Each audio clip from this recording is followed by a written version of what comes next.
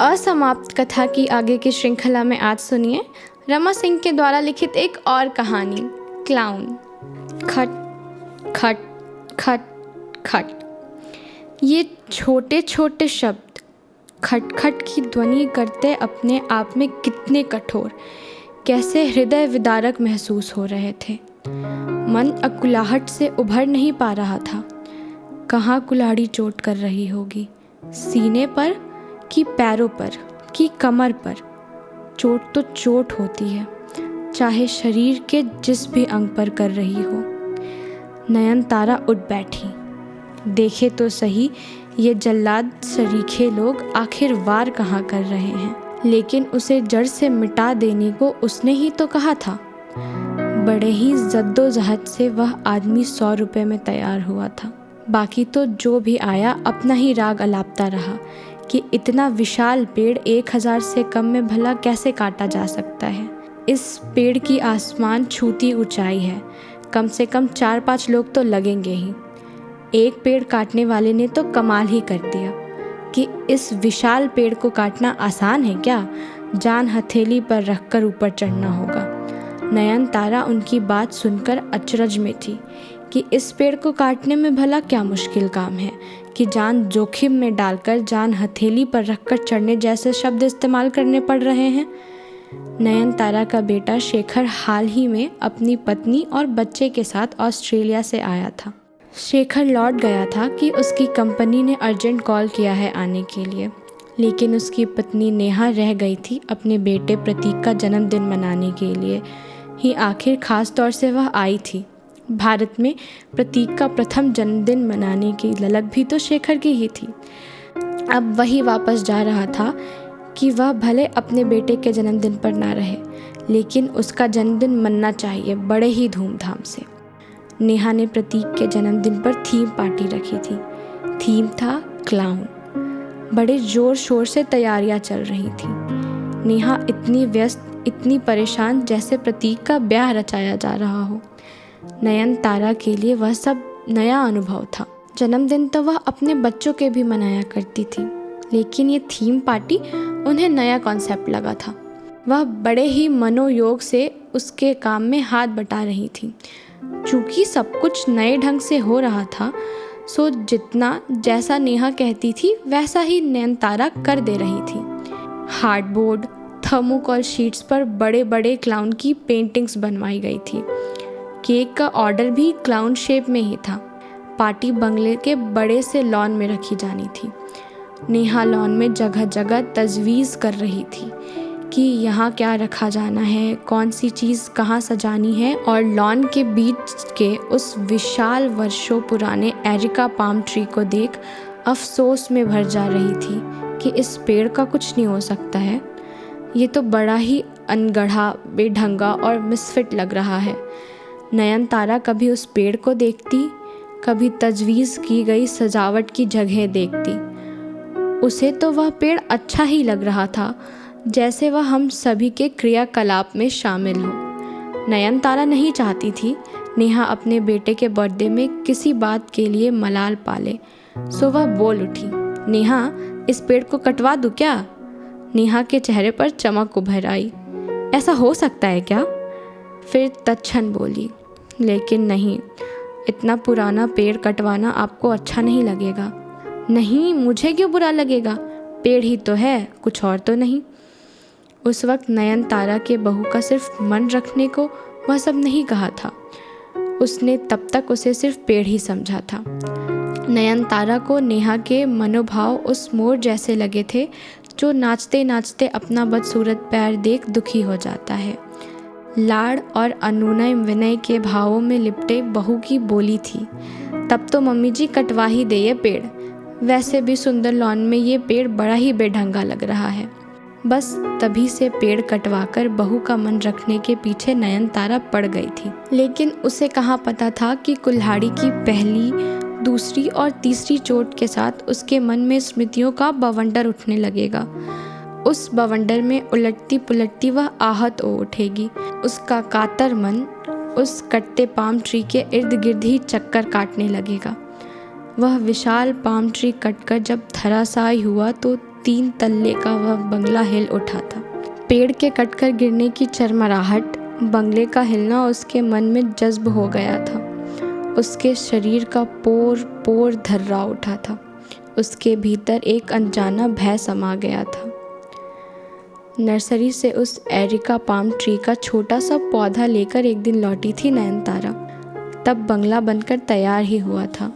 नयनतारा अपने बच्चों के साथ रहने ही आई थी। उसने अब तक का देखा सुना, कल्पना किया गया लॉन तैयार करवाया था। रोज़ ही कोई ना कोई पौधा नर्सरी से लेकर आती।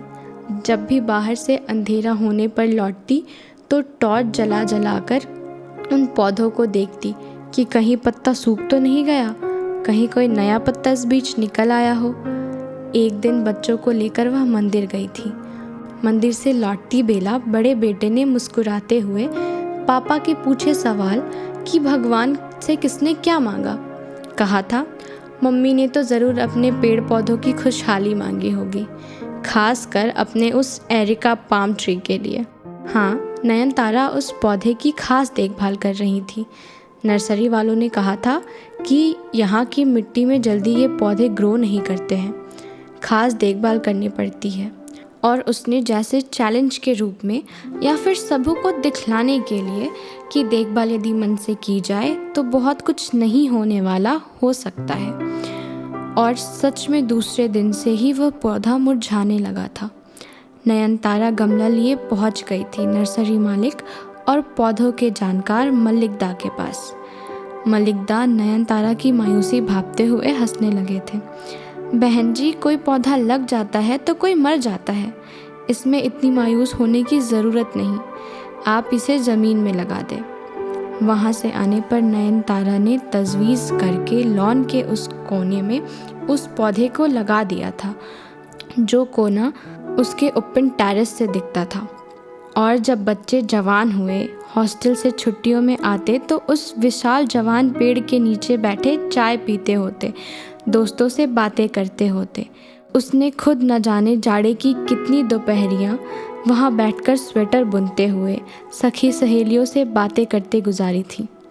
यह सब देखकर उसे संतोष होता कि ऐसे ही तो उसने उस पेड़ को लेकर कल्पना की थी। वह जब भी अकेली होती, उदास होती, दुख दुविधा में होती, उस पेड़ के नीचे बैठी चुपचाप उसे निहारती, अपने आप में विचार मग्न रहती। तब शेखर के नेहा से संबंध बहुत गहरे हो चले थे। वह रात दिन जब देखो तब अपने आप में ही खोया रहता था। वह नेहा के बगैर और नेहा के साथ होने नहीं होने की कल्पना के उहापोह में उलझा सा लगता था। ऐसे ही क्षणों में वह उस पेड़ के नीचे एक दिन घंटों गुमसुम अकेला बैठा रहा। नयनतारा देख कर भी अनदेखा किए रही। उसने देखा शेखर उस पेड़ के हरे हरे पत्तों पर अपनी कलम चला रहा था। कुछ देर यूं ही बैठा रहा, फिर मोटरसाइकिल स्टार्ट कर बाहर निकल गया था। नयनतारा में उत्सुकता जगी थी। उन पत्तों पर वो क्या लिख रहा होगा? जाकर देखा तो उन पत्तों पर वह बस नेहा नेहा लिखता रहा था। और जब बहुत ही जद्दोजहद, तर्क वितर्क और जिद, हठ की सीमा पार कर नेहा शेखर की पत्नी बनकर आ गई तो ना जाने सरस हंसी के साथ नेहा से कितनी ही बार नयनतारा ने कहा था कि उसके ख्यालों में उलझे हुए शेखर ने पत्तों को नेहा लिख लिख कर भर दिया था। नेहा भी उस वाक्य को सुनती, फिर से शेखर के प्यार में आकंठ डूब उतरा जाती थी। और आज उस पेड़ के कटने की बात पर क्या उसे एक बार भी वह वाक्य याद नहीं आया होगा? वह पेड़ उसके प्यार का सबूत भी तो था। ऑस्ट्रेलिया से शेखर का फ़ोन आया था कि प्रतीक के बर्थडे की तैयारी हो गई। नेहा ने एरिका पाम ट्री की कटने की बात बताई तो हठात वह चुप हो गया और अपनी माँ से बात करना चाहा था। मम्मा, कैसे आपने उस पेड़ को कटवा दिया? मम्मा, एक बार भी आपने आगे पीछे कुछ नहीं सोचा? वह हमारे साथ बड़ा हुआ था, वह हमारे संग साथ से जीवंत हो उठा था। ऐसा कैसे आपने कर दिया? हमारे सुखों का, दुखों का वह चश्मदीद गवाह था मम्मा। नयनतारा राउसी हो उठी थी। होम करते आज तक वह अपना हाथ ही तो जलाती आई थी। शेखर यहीं इंडिया में ही रहना चाहता था तो बार बार की व्यवसाय में विफलता से उसको मायूस होता देख वह दुखी हो जाती थी। तभी उसने उसे विदेश का ऑफ़र मिलने पर जाने दिया था। शेखर इंजीनियरिंग के बाद पहले तो नौकरी के लिए, फिर व्यवसाय के लिए हाथ पैर मारता रहा था।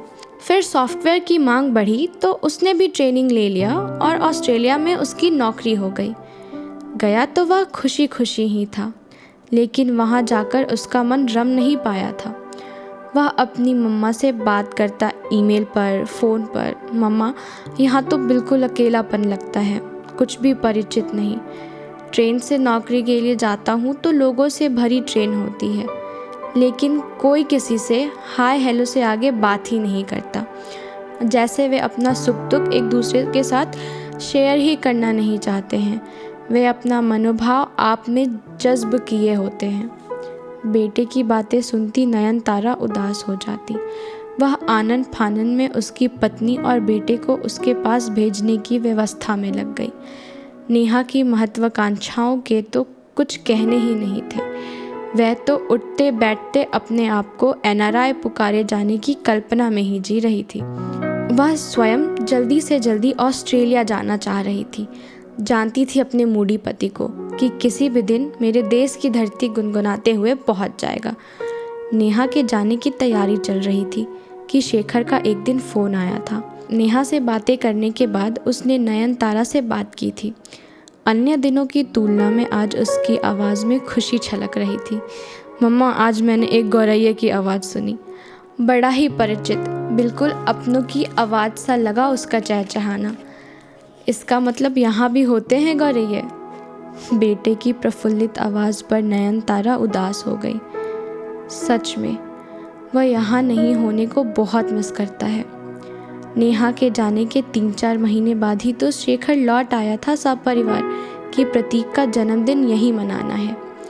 वह तो वापस चला गया था और जन्मदिन मनाने के बाद नेहा को वापस जाना था। जितने दिन वह यहाँ रहा, रोज़ ही एकांत में वह अपनी माँ को समझाता, ऑस्ट्रेलिया के लोग अच्छे हैं, जीवन स्तर अच्छा है, लेकिन हर भारतीय डॉलर बचाकर वापस भारत लौटना चाहता है, बस कुछ एक को छोड़कर, लेकिन लौट कम ही पाता है। डॉलर पॉन्ड्स की चमक यहाँ से जितनी आकर्षक लगती है, वहाँ उसकी चमक उतनी नहीं होती। 40% टैक्स कट जाते हैं और 60% बचे आमदनी के पैसों से भला जीवन बसर कर कितना आदमी बचा पाएगा? घर का लोन, कार का लोन, बच्चों की पढ़ाई का खर्च चुकता करते करते आदमी वहाँ फंस जाता है। कभी कुछ सोचता हुआ वह मायूसी की आवाज़ में कहता कि प्रतीक भी जब बड़ा होगा तो किसी विदेशी लड़की से ही शादी करेगा। अपना सारा कुछ तौर तरीके, रस्मों रिवाज धीरे धीरे करके वाष्प सा बनता नज़र आवेगा। फिर कभी नज़र झुकाए कहता कि वहाँ की कुछ बातें मन में बिल्कुल नहीं जचती। 8वें-9वें क्लास के बच्चों के स्कूल बैग में कंडोम रखे मिलते हैं। फिर कहता है कि जब वहाँ की नागरिकता मिल जाएगी तो यहाँ के मकान, ज़मीन, बैंक बैलेंस किसी पर भी मेरा अधिकार नहीं रहेगा, मैं वापस नहीं आ पाऊँगा।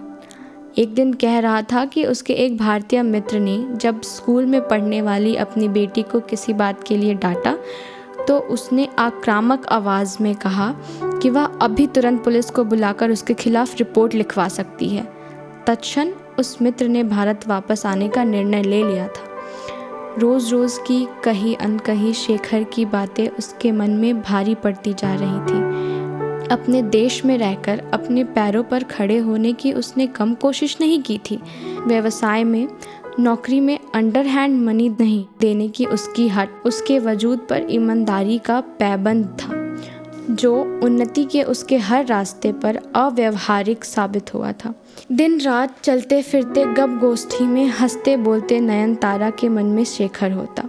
कभी उसे लगता शेखर वह कमल है जो जलस्तर बढ़ने के साथ बढ़ता तो गया, लेकिन जलस्तर दिनों दिन कम होने के साथ साथ उसकी लंबाई घटी नहीं बल्कि सूखने लगी थी। उसने अपने जवान बेटे की आंखों में असफलता के कई बार आंसू देखे थे। उसकी विवशता, उसके मृदुल स्वभाव में दिन ब दिन घुलता उसका चिड़चिड़ापन कमोबेश उसके मन में भी उतरने लगा था। वह मुरझाकर टूटने वाला ही था कि ऑस्ट्रेलिया से सॉफ्टवेयर के लिए भेजे उसके बायोडेटा पर उसकी नौकरी हो गई थी। अभी जब वह आया था तो वापस जाना ही नहीं चाह रहा था। कहता था, क्या होगा, यहीं रहूँगा, छोटा मोटा ही सही, कुछ ना कुछ तो कर ही लूँगा। लेकिन छोटा मोटा भी कुछ क्या कर लेगा वह?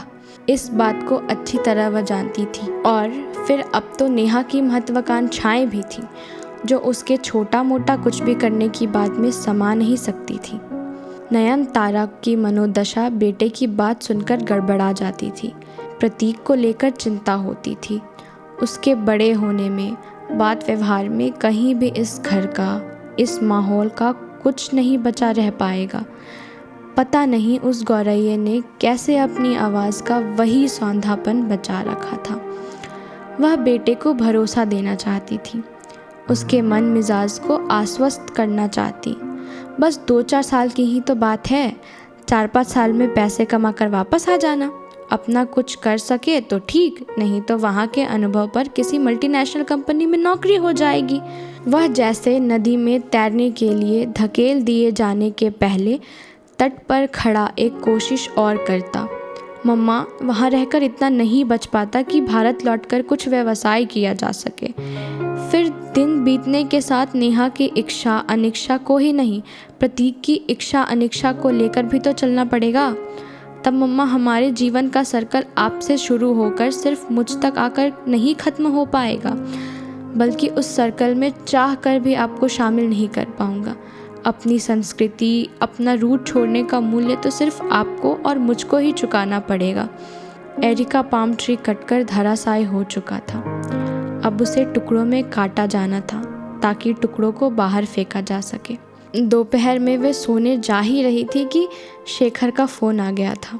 5 घंटा आगे चलने वाला समय था उस देश का। शेखर ने फ़ोन पर नयनतारा की आवाज़ सुनते ही पूछा, वह एरिका पाम ट्री तो अब तक कटकर फेंका जा चुका होगा।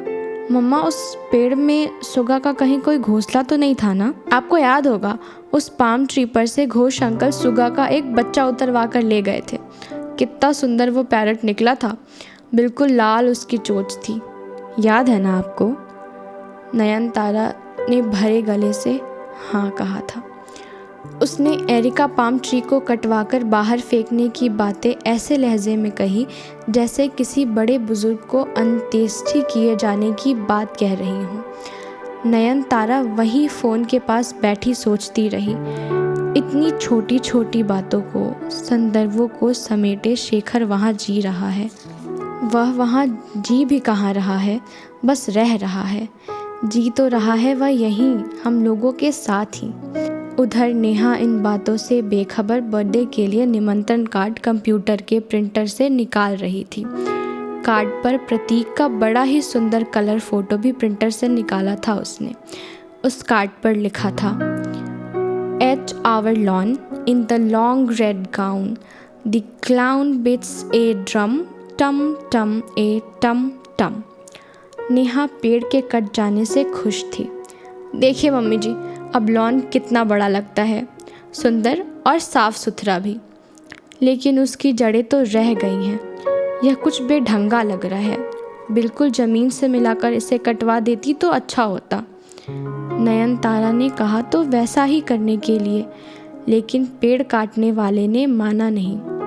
नेहा के टोकने पर वह स्वयं उस जड़ के पास जाकर देखने लगी। यकायक उसे याद आया, यदि ज़मीन के नीचे जड़ खोदी गई तो उसी के नीचे तो प्रतीक की नाल उसने दबा दी थी। तब वो भी जड़ के साथ ही फेंक दिया जाएगा। नयनतारा को वहम हो आया, नाल यहाँ गड़ी नहीं रही तो फिर प्रतीक कभी वापस घर नहीं आवेगा। अब वह उस एरिका पाम ट्री के जड़ को ज़मीन से नीचे खोदकर निकाल देने के पक्ष में नहीं थी, लेकिन ये बात नेहा को भी बतलाना नहीं चाह रही थी। यदि वह जान जाएगी तो ज़मीन के नीचे से प्रतीक के ही नहीं, शेखर की नाल भी जहाँ कहीं गड़ी होगी उखाड़ कर ले जाएगी ऑस्ट्रेलिया, वहीं की ज़मीन में दबाने के लिए।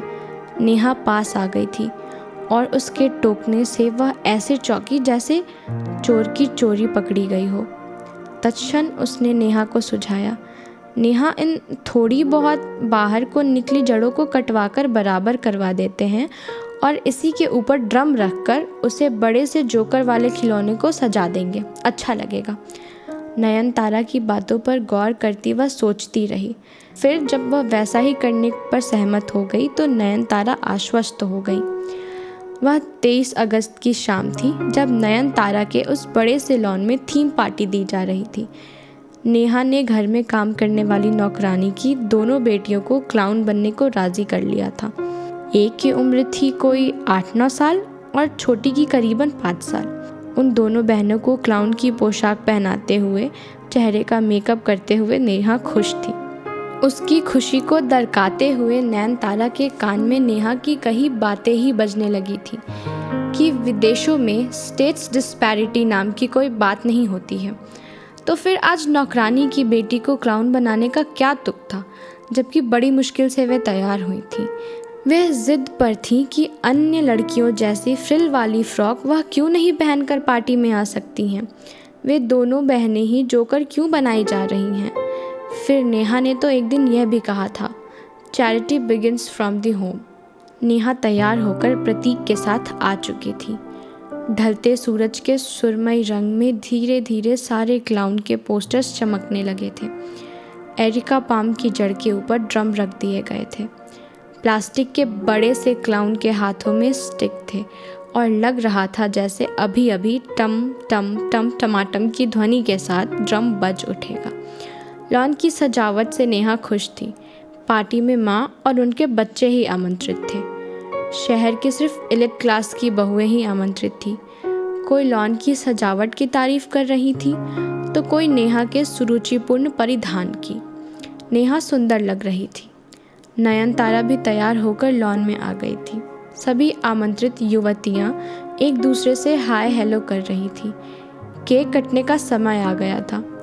नेहा ने प्रतीक को नयनतारा की गोद में देते हुए केक काटने के लिए ऑस्ट्रेलियन नाइफ दिया, जो इंडियन लाल रिबन से बंधा था।